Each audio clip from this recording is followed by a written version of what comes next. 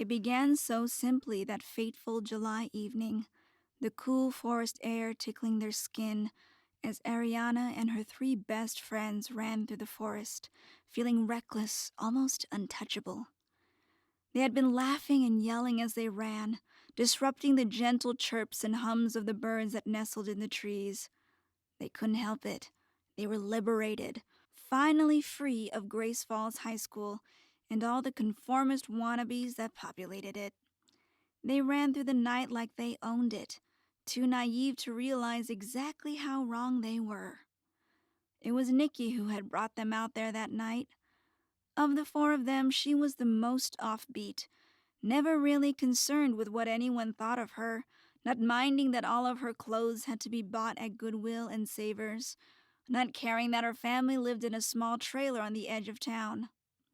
Nikki seemed to float through life drawn forward by a strange knowing.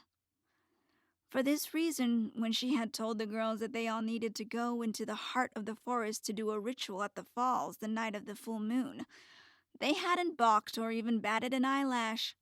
They just figured it was Nikki being Nikki. And besides, if they finished quick enough, maybe they'd even have time to catch a movie afterwards. It was just another lark in a summer filled with them. So, what the hell are we supposed to be doing out here in this creepy forest when we could be in a nice climate-controlled theater watching the hotness that is Matt Damon as Jason Bourne? As always, the first one to break the silence was Tori, the flame-haired debutante, daughter of one of the wealthiest and most prominent families in town. There was not a man, woman, or child that could silence her when angry, and so her rant had continued. Seriously, Nikki, where are we going and why do you keep looking down at your crappy old watch? Nikki had just laughed the way she always did when Tori got worked up. You know this was my dad's watch. They gave it to us after the accident. I think it's guiding me and showing me where to go so we can find out about the disappearances. They all looked at her blankly. The three other girls had all been suffering from serious cases of senioritis, too focused on finishing college applications and choosing prom dresses to really pay attention to anything outside of their small world. It was only Nikki who had noticed the odd occurrences and the encroaching darkness that they signaled. Haven't you all noticed the strange things happening around town the last few months? The way more and more women have been disappearing, and what's weirder, no one seems to be talking about it. While Ariana and Tori still stared at her in shocked silence, a soft voice piped up. The other day, my mom did mention that our neighbor's cousin had gone missing. She was supposed to drive from Ottawa last week, but she never made it. The last time they talked to her, she was driving on the highway a couple hours from here. That was Charisse, the sweetest out of all of them. She had love and understanding for everyone in the world, it seemed, except for herself. She wrapped an arm around Nikki in support. What is it you were hoping we could do? Nikki nodded and replied, I've been having these dreams. They've all told me to come here with you all to this place by the falls. In the dreams, we do a spell and some sort of communication spell to see if we can talk to them, the missing, maybe even find out where they are. Tori's eyes bulged. Jesus Christ, Nikki, you've really lost it. Ariana knew she had to speak up as their little forest romp was quickly dissolving into chaos, and they were now miles from town, and it was close to midnight. Nikki, what makes you think we could communicate with them? We've never done anything like this. Plus, this isn't a game. Shouldn't this be handled by the police? What would we do even if we did find out anything? Nikki looked at her nonplussed.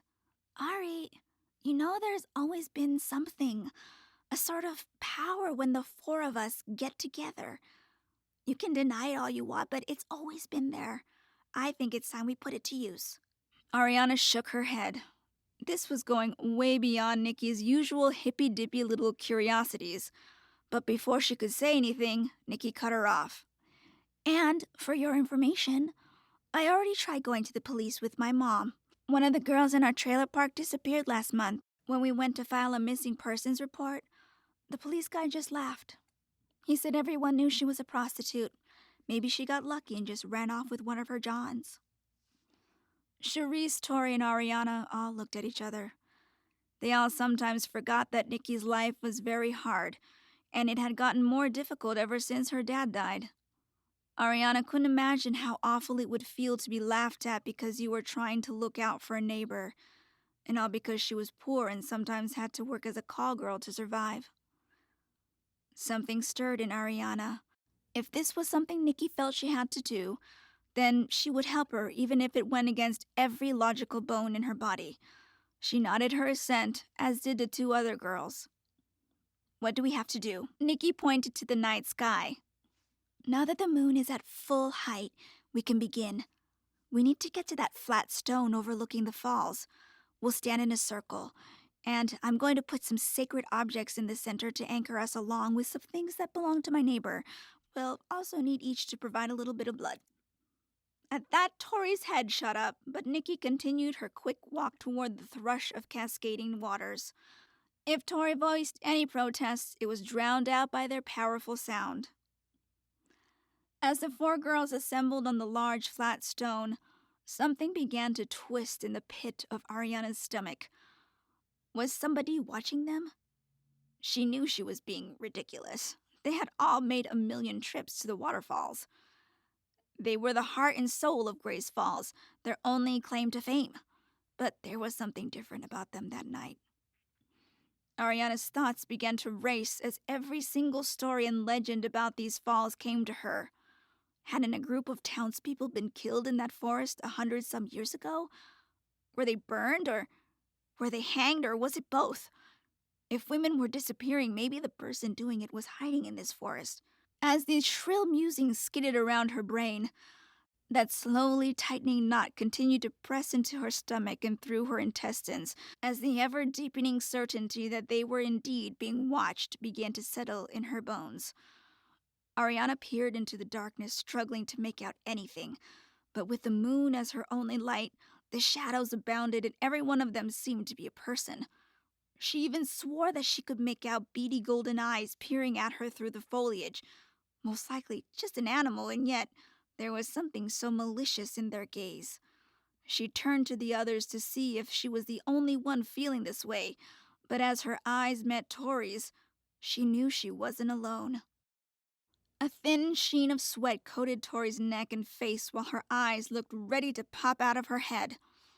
As she looked over at Charisse, she noticed that a fine tremor was moving through the petite girl's body, and small, shallow breaths were escaping as her eyes darted around wildly. They had stepped into something very, very bad, and they were all just realizing it. All except Nikki, who walked around obliviously placing her sacred objects in and around the circle, muttering incantations as she did so. "Where did you learn all this?" Tori questioned, but Nikki didn't respond. She just continued uttering the foreign words in a hard, steady rhythm that seemed to cut through the air like a scythe. As her chants reached a crescendo, Ariana began to notice a strange mist snaking its way through the trees. As it crawled through their circle on the stone, the clammy summer heat dissipated, leaving a chill in its wake along with the sickly smell of rot. At that point, Ariana decided that she'd had enough, but as she turned to break the circle, Nikki caught her hand in a steel grip. Her other hand held a small knife, and before Ariana realized what was happening, Nikki had sliced a small line through the center of her palm. The blood welled up thickly, and Nikki forced her hand over and into the center of the circle, so that the blood trickled out and over the objects inside. She did the same to the other two girls, with Charisse yelping quietly as the knife sliced through her palm, while Tori remained oddly passive, looking on dazedly as though she were in shock. As Nikki's utterings took on the level of a scream, the putrid mist thickened around them, tickling Ariana's face and breezing up her skirt and through her clothing. Still, Nikki continued on.